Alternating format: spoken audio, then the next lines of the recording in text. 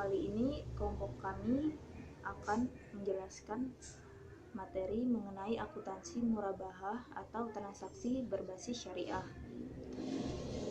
Dengan anggota kelompok saya sendiri, Sulpia Indrigasi M.NS, dengan NPM 198330243, Eka Putri Maulidia Lubis 19833022123, Febrianti Pasaribu 198330124, Nina Noviana 198330126, Hotman Nababan 198333130. Berikut penjelasannya. Pengertian murabahah. Murabahah adalah perjanjian jual beli antar bank dengan nasabah, praktik transaksi yang memungkinkan bagi nasabah untuk menyelesaikan masalah finansial ketika kesulitan membeli suatu barang. Dalam kasus ini, banyak syariah membeli barang yang diperlukan nasabah kemudian menjualnya kepada nasabah yang bersangkutan sebesar harga perolehan, ditambah dengan margin keuntungan yang disepakati antar bank syariah dan nasabah. Murabahah dalam konotasi Islam pada dasarnya berarti penjualan. Satu hal yang membedakan dengan cara penjualan yang lain adalah bahwa penjualan dalam murabahah secara jelas memberitahu kepada pembeli berapa nilai pokok barang tersebut dan berapa besar keuntungan yang dibebankannya pada nilai tersebut.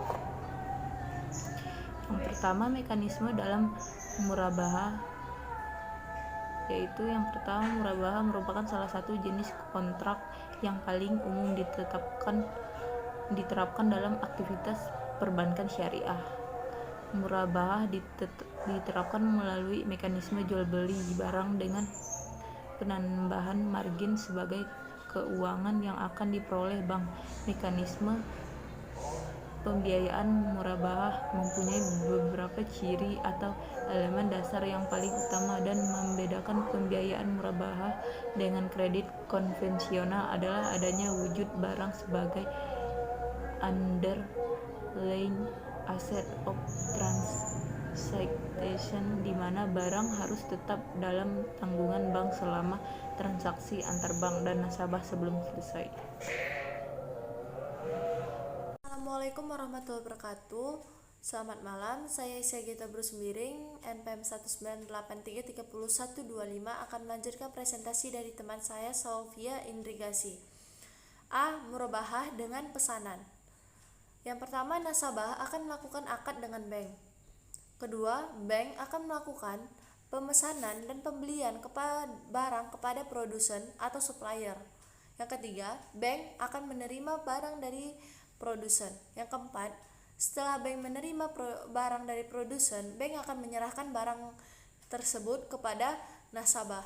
Yang kelima, setelah menerima barang, maka nasabah akan melakukan pembayaran.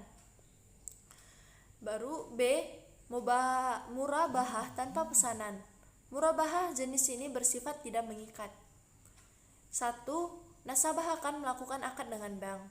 Kedua, bank akan menyerahkan barang kepada nasabah. Ketiga, nasabah akan melakukan pembayaran kepada bank apabila telah menerima barang dari bank. Dan bisa dilakukan dengan rukun dan ketentuan akad murabahah sebagai berikut. Pertama, pihak yang berakad atau bai dan mustari. Yang kedua, barang atau objek, mabi'.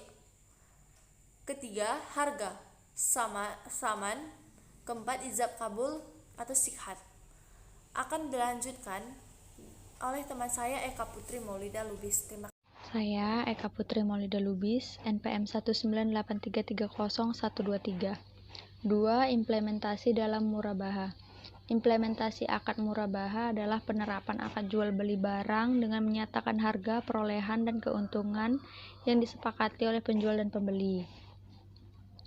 Berikut adalah struktur gambarnya. Keterangannya, 1. Bank Syariah dan nasabah melakukan negosiasi tentang rencana transaksi jual beli yang akan dilaksanakan. Poin negosiasi meliputi jenis barang yang akan dibeli, kualitas barang dan harga barang. Kedua, Bank Syariah melakukan akad jual beli dengan nasabah, di mana Bank Syariah sebagai penjual dan nasabah sebagai pembeli. Dalam akad jual beli ini, ditetapkan barang yang menjadi objek jual beli telah dipilih oleh nasabah dan harga jual sekarang. 3. Atas dasar akad yang dilaksanakan antara Bank Syariah dan nasabah, maka Bank Syariah membeli barang dari supplier atau penjual. Pembelian yang dilakukan oleh Bank Syariah ini sesuai dengan keinginan nasabah yang telah terutang dalam akad. 4. Supplier mengirimkan barang kepada nasabah atas perintah Bank Syariah. 5. Nasabah menerima barang dari supplier dan menerima dokumen kepemilikan barang tersebut. 6. Setelah menerima barang dan dokumen, maka nasabah melakukan pembayaran. Pembayaran yang lazim dilakukan oleh nasabah ialah dengan cara angsuran. Terima kasih. Assalamualaikum warahmatullahi wabarakatuh. Saya Aisyah Gita Brusumbiring NPM 198330125 akan melanjutkan presentasi dari teman saya mengenai akuntansi pajak penghasilan kegiatan usaha berbasis syariah. Untuk pajak penghasilan atau PPh, pemerintah telah mengakomodasi aturan pajak syariah dalam Undang-Undang Nomor 36 Tahun 2008 tentang pajak penghasilan, yaitu pada pasal 31D yang menyebutkan bahwa ketentuan mengenai perpajakan bagi bidang usaha pertambangan minyak dan gas bumi, bidang usaha panas bumi, bidang usaha pertambangan umum termasuk batu bara, dan bidang usaha berbasis syariah diatur dengan atau berdasarkan peraturan pemerintah. Pada 3 Maret 2009 lalu, pemerintah telah mengeluarkan peraturan pemerintah nomor 25 tahun 2009 tentang pajak penghasilan kegiatan usaha berbasis syariah. Isi dari peraturan pemerintah ini telah membedakan jenis usaha syariah, perlakuan pajak penghasilan yang meliputi keuntungan serta biaya dan pemotongan dan pemungutan pajaknya. Pernyataan Standar Akuntansi Keuangan Nomor 59 tanggal 1 Mei 2002 tentang akuntansi perbankan syariah antara lain menetapkan bahwa dalam transaksi murabahah, harga yang disepakati dalam murabahah adalah harga jual, sedangkan harga beli harus diberitahukan. Bank dapat meminta nasabah menyediakan agunan atas piutang murabahah antara lain dalam bentuk barang yang telah dibeli dari bank dan pada saat perolehan aktiva yang diperoleh dengan tujuan untuk dijual kembali dalam murabahah diakui sebagai aktiva murabahah sebesar biaya perolehannya. Sekian dan terima kasih. Baiklah, saya Hotman Nababan akan melanjutkan presentasi kami yang sebelumnya dibawakan oleh PP Ranti Pasar Ibu, yaitu 4 pajak pertambahan nilai dalam transaksi berbasis syariah. Sebelum berlakunya Undang-Undang Nomor 42 Tahun 2009, Perbankan Syariah Indonesia menghadapi masalah perbankan yang terkait dengan fasilitas pembiayaan murah laba yang diberikan kepada para nasabahnya. Direktorat Jenderal atau Ditjen Pajak melihat pembiayaan murah laba sebagai 2 transaksi jual beli, yaitu transaksi jual beli antara pemasok dengan bank dan transaksi jual beli antara bank dengan nasabah pemesan barang. Pandangan tersebut membuat Ditjen Pajak telah membebankan PPN 2 kali pada transaksi murah laba, yaitu PPN untuk jual beli antara pemasok dengan bank dan untuk jual beli antara bank dengan nasabah. Setelah berlakunya Undang-Undang PPN terbaru, ketentuan mengenai dibebankannya 2 kali PPN pada transaksi murah laba yang terdiri atas 2 transaksi jual beli telah diubah menjadi hanya dibebankan 1 kali PPN.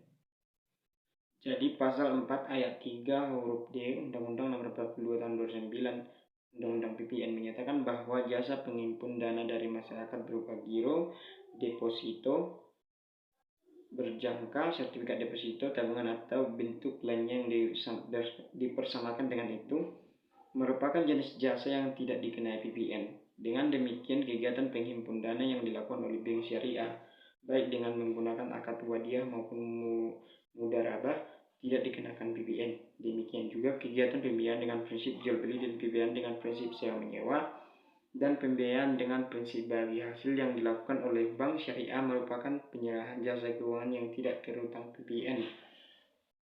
5. Transaksi murabahah dan aspek perpajakannya. Salah satu contoh operasional akad pembiayaan oleh bank syariah atas dasar akad murabahah adalah sebagai berikut. Seorang nasabah bernama Marsiani, pengusaha beauty center, ingin memiliki mobil Toyota Avanza second hand dengan harga 80 juta rupiah.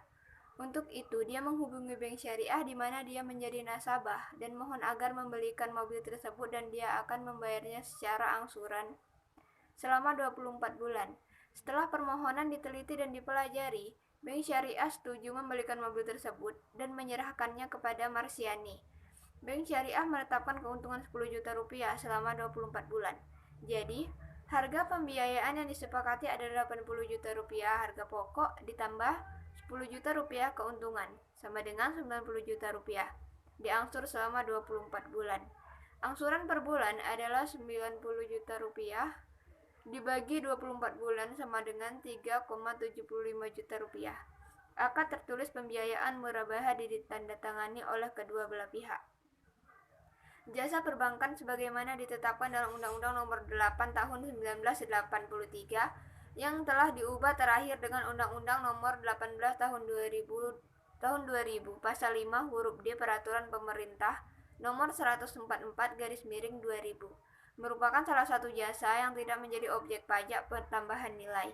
Oleh karena itu, pada awal perkembangan bank syariah yang diprakarsai oleh Bank Muamalat Indonesia pada tahun 1992, Dirjen Pajak mengeluarkan surat Dirjen Pajak yang menyatakan bahwa pembiayaan murabahah merupakan salah satu pembiayaan perbankan syariah yang dibebaskan dari pengenaan PPN. Departemen Keuangan menerbitkan surat bernomor S-103-PJ-3-1992 yang salah satu isinya pengecualian PPN atas murabahah.